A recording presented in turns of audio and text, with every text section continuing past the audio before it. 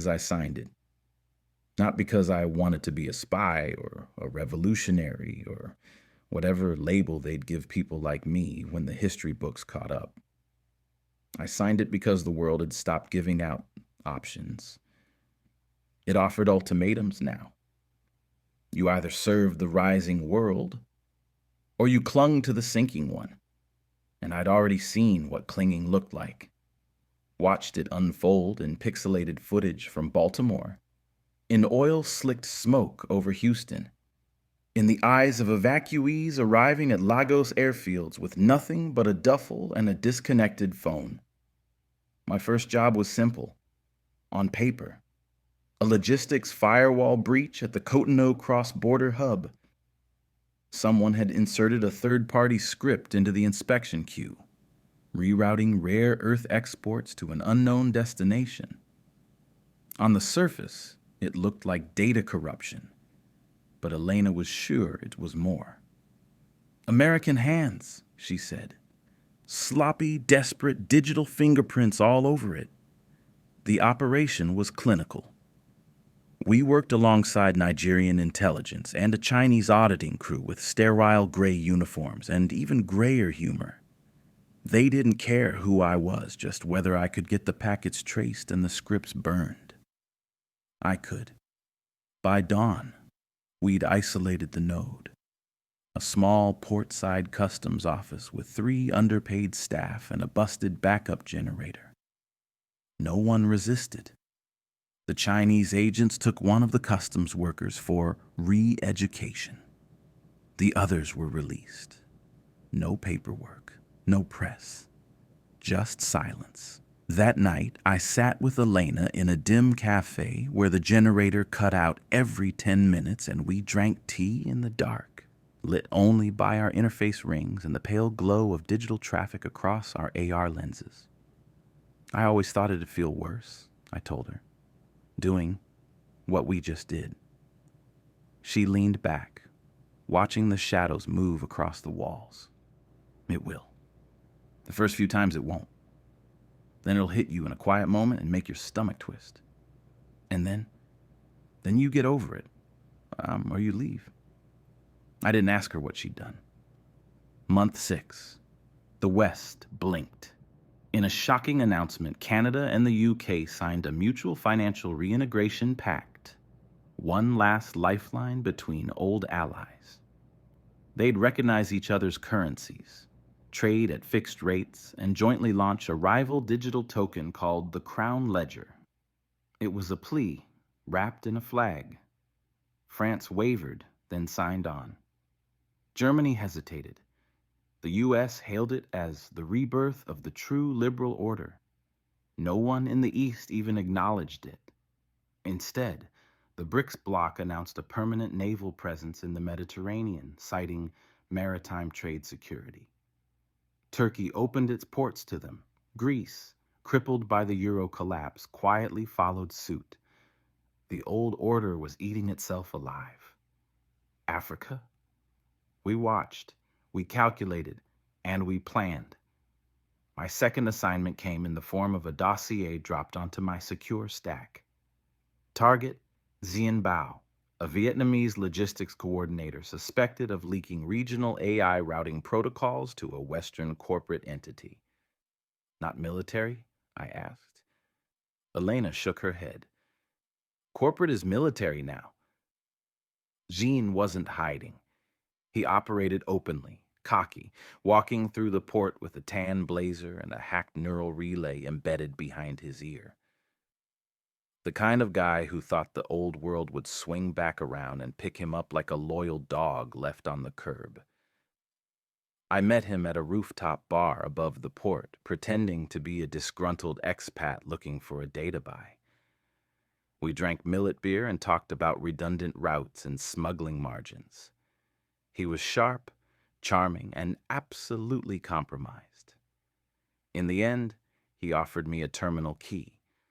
Untraceable, he said, to slip standard routing data directly into a Seattle-based logistics firm. You know, he grinned, the West always pays better? I smiled. Not anymore. I passed the data to Elena. vow disappeared a week later. War didn't come with a bang. It came with a shortage of lithium, a missing shipment of semiconductors, a suspicious drone crash in the Strait of Hormuz. Then came the false flag op, a fake Russian cyber attack on Brazilian water systems. Sloppily done, almost too easy to trace. The U.S. claimed retaliation rights under digital warfare treaties. They launched precision cyber strikes on 3 South American grid nodes. The response came from BRICS, not just with code, with orbitals. 2 American satellites were disabled with high-frequency jamming waves. One deorbited entirely. On live feed, Elena and I watched the footage together from the war room. She didn't speak. Neither did I. There was no need. The Cold World War had officially begun. And in the silence that followed, in the humming servers and tightening borders and bulletproof glass meetings, I understood something that still shakes me to this day. No side was clean. No side was safe.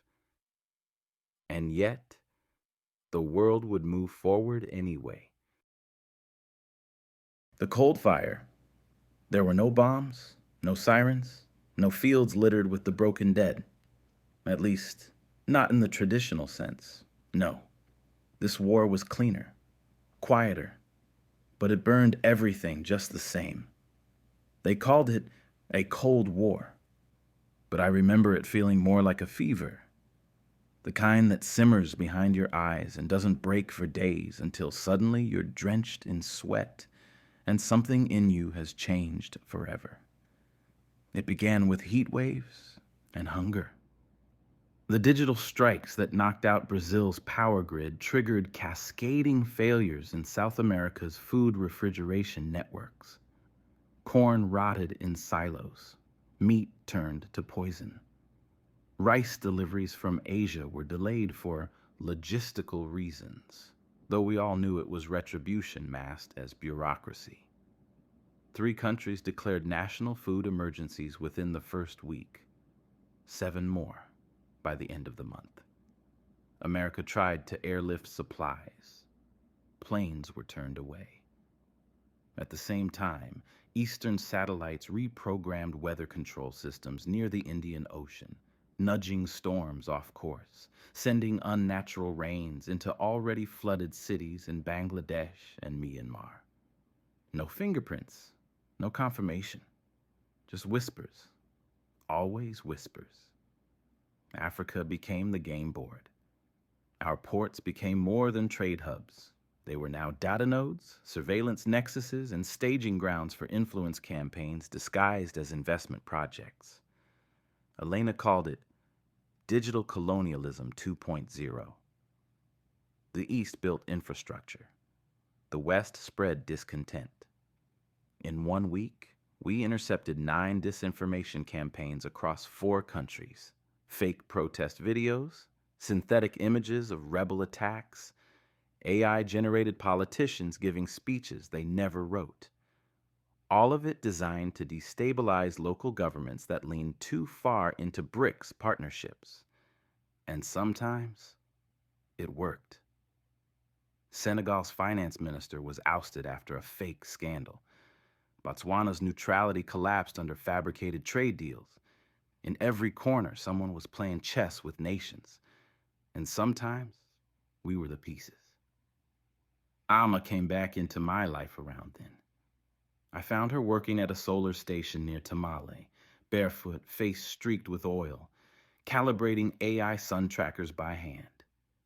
"You still trying to save the world?" I asked. She smirked.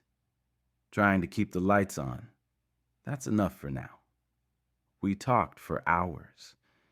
She told me about underground networks helping climate refugees move north, about secret teaching hubs where kids still learn neutral history, not the versions rewritten by algorithmic censors.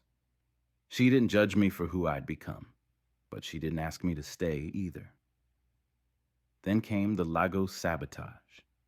It wasn't our fault, not exactly. A new currency exchange hub, designed to balance standard credits with Africa's hybrid trade system, was targeted by a rogue AI fragment, one that had once belonged to a U.S. fintech group, then had gone dark, then reappeared in a Russian-hosted blacknet. It corrupted everything. Funds vanished, ports locked down, autonomous vehicles in the city center began driving in circles, refusing human override. 3 days of chaos, 37 deaths, 200 injuries. The public didn't care who was behind it. They blamed us. They blamed everyone. Protests erupted outside the Pan-African Network's offices. Fires, drones shot out of the sky by local militias. A warehouse I'd walked through a dozen times reduced to slag. Elena called it a pressure test. She meant it clinically, but her eyes were tired. I stopped sleeping. Night after night, I stared out at the sea of blinking lights and shipping drones and wondered what we were building, or if we were just prolonging collapse. The old world had broken fast, but the new one, it was being forged in fire. A cold fire, invisible, digital, ruthless, and it was changing us every single day. My turning point came on a Tuesday.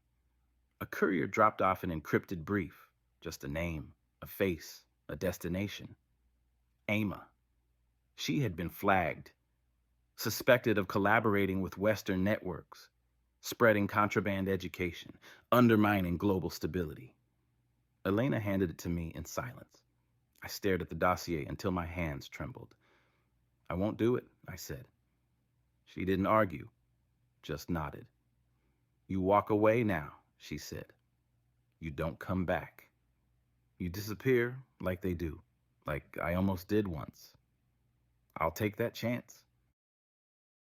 That night, I ran. Used old smuggling routes I helped secure back when the port was still just a port. Slipped through digital checkpoints with burner credentials and an EMP umbrella. Traveled north in silence, using barter for fuel and trust for food. I found Amma waiting in the hills. She didn't say anything, just held out a hand and pulled me into the dark. Together, we disappeared.